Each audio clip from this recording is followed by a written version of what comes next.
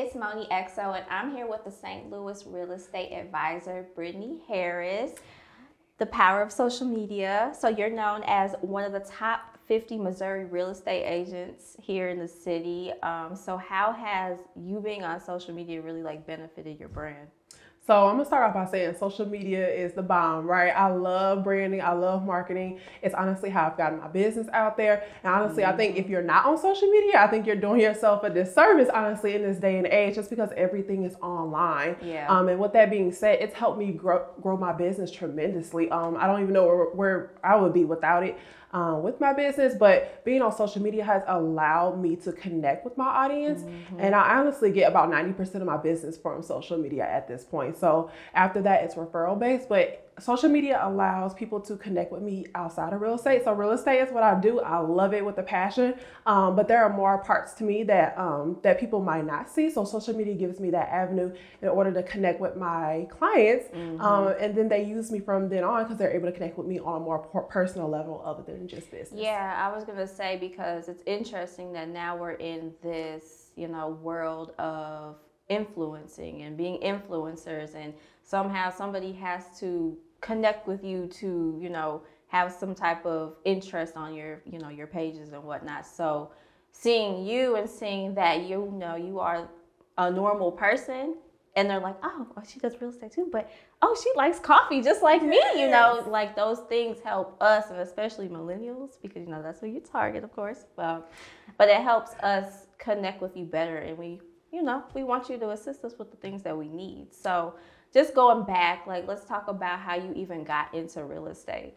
So I initially got into real estate because I was honestly looking for a change in which I could control my income. That's it at the end of the day. And I chose real estate because it's always changing, it's always transforming, and that is literally my personality type. I'm always looking for the next best thing, but also how to help people. So I'm really big on lifestyle. So again, going back to social media, I show my lifestyle, the type of life I live. And to me, the home it's the center of that. And so real estate just seemed like a really great avenue in order for me to do that, as well as unlimited income. So it just kind of fit. And I'm able to create my own brand, my own marketing, show people how I want to show up in the world, but also serve the community at a higher level as well. I felt like when I first got into it, I chose more of the high-end luxury realm because I felt like there wasn't enough representation in St. Louis at that level. So my job right now is to work on being and showing up in that space for people to have more diverse options. Yeah, no, so for somebody that like me, that doesn't understand real estate at all, it's like, okay, yeah, one day I do want to get a house and home,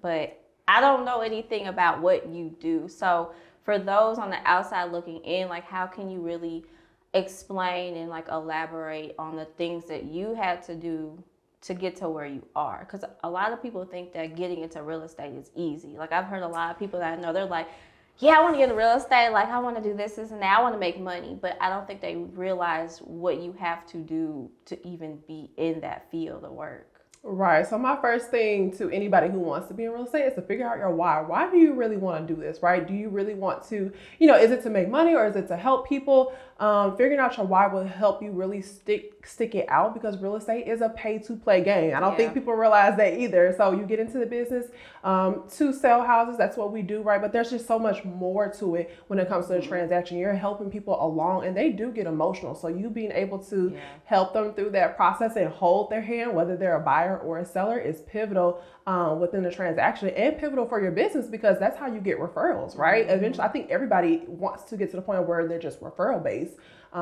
as part of their business. But I think if you want to get into it, definitely have a strong will, have a strong foundation, and figure out what you really want to do. When you're thrown into real estate, there's just so much thrown at you. Figure out who your target audience is, and that's going to help you niche down. I was going to say, that's the big one. Figure out who your target audience is, because you're trying to go around and talk to all these people, and they're like, no. What do you do?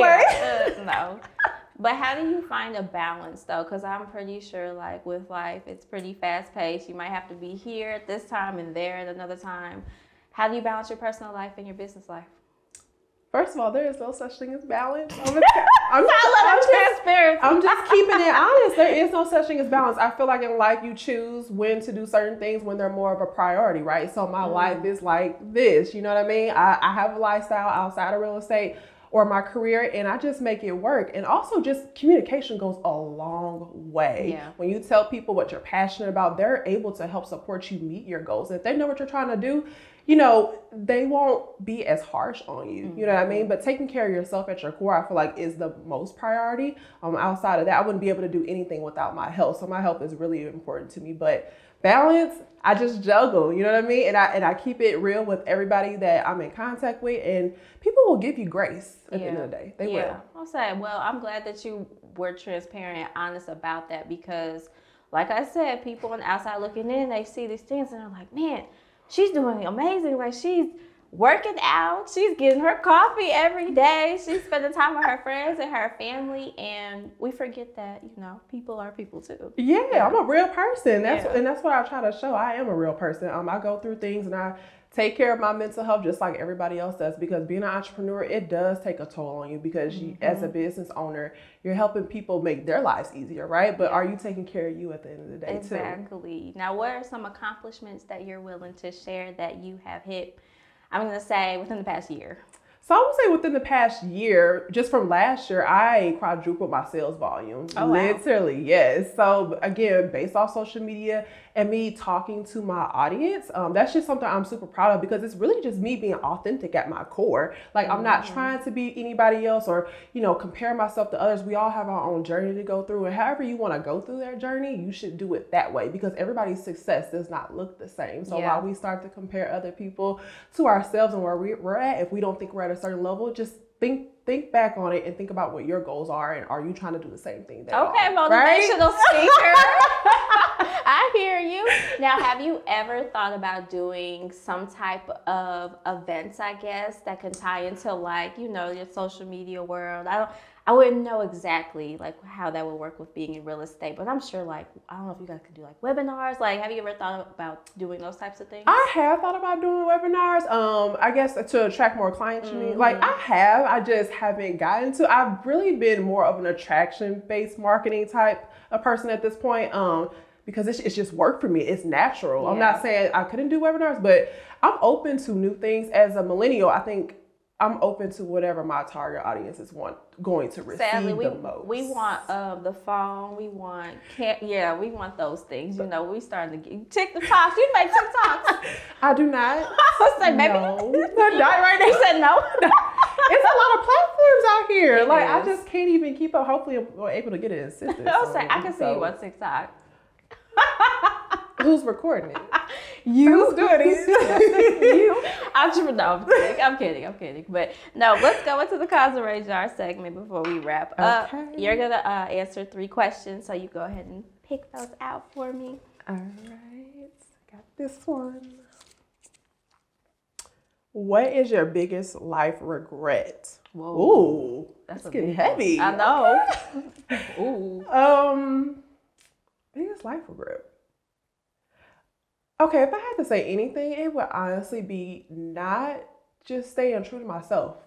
You know, as you grow up, you know, your teenage years or maybe early 20s, you kind of struggle with identity a little bit, right? You don't have sometimes the confidence to truly show up your authentic self, because you might be scared of what other people may think, or judgment.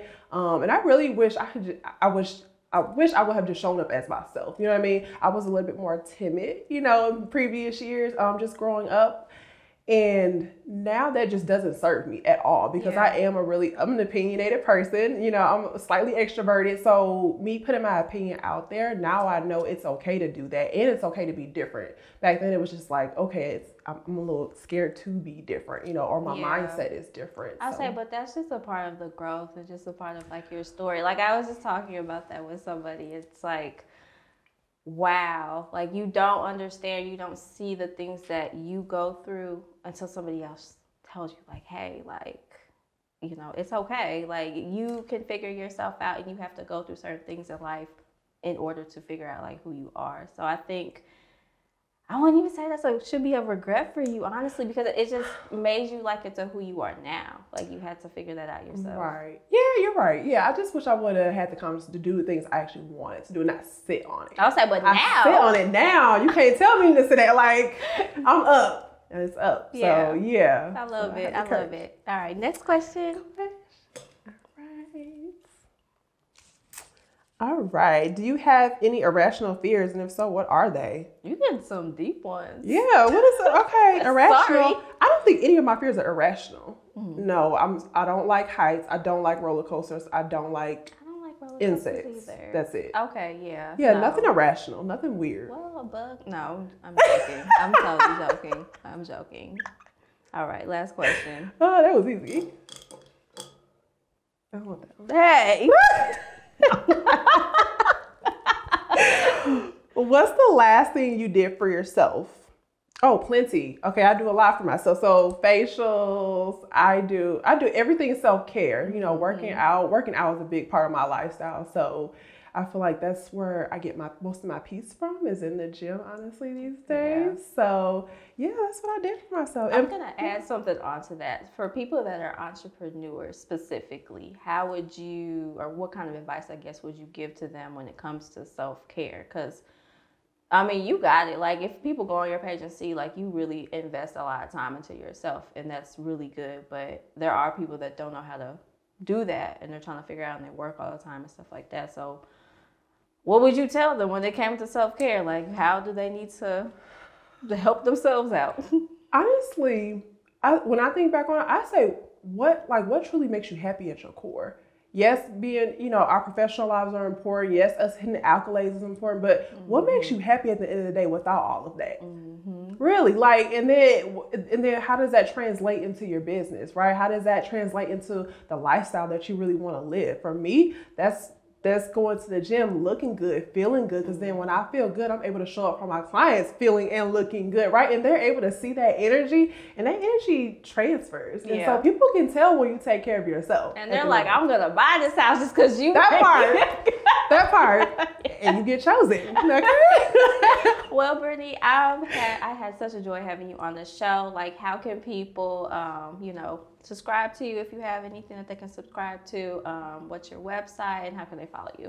Yes, so you can find me at BrittneyHarrisLiving.com. That is my website. Everything is there. You can do a consultation or just learn more about St. Louis in general there, as well as real estate, the buying and the selling process. And then I am heavily on social media. So Instagram is where I'm at currently, at Brittney Harris Living as well. And then I'm on Facebook too with Brittney Harris Living. So, and she's going to be on TikTok soon. So make sure you guys look out for that. So I'm going to speak it into existence for her.